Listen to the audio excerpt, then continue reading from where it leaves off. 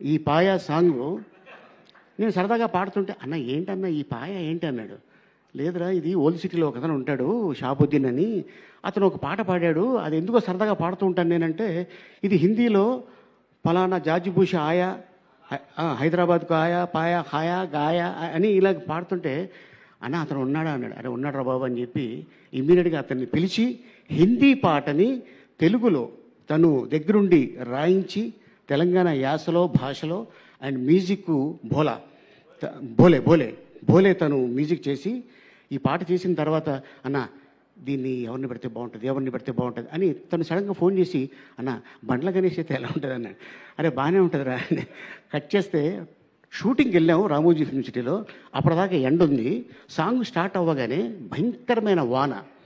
ఎట్టంటి వాన అంటే మొత్తం అయిపోయాం మొత్తం యూనిట్ అంతా. లక్కీగా ఏంటంటే అది ఒక ధాబాలో కాబట్టి లోపల, అన్న ఇక్కడ చేసుకుందాం అని షూటింగ్ ఎక్కడ ఆపల.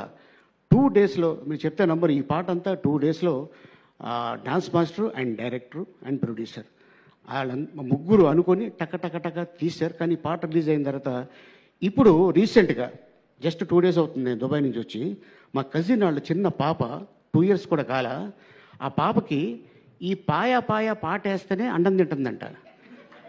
అన్న ఏంటన్నా ఈ దీంట్లో మ్యాజిక్ ఏంటన్నా అన్నాడు. అరే మీ అమ్మాయి పాయ తింటలేదు కదా, భోజనంగా తింటుంది, అది ఏరా పాట ఏరా అన్న. ఎస్.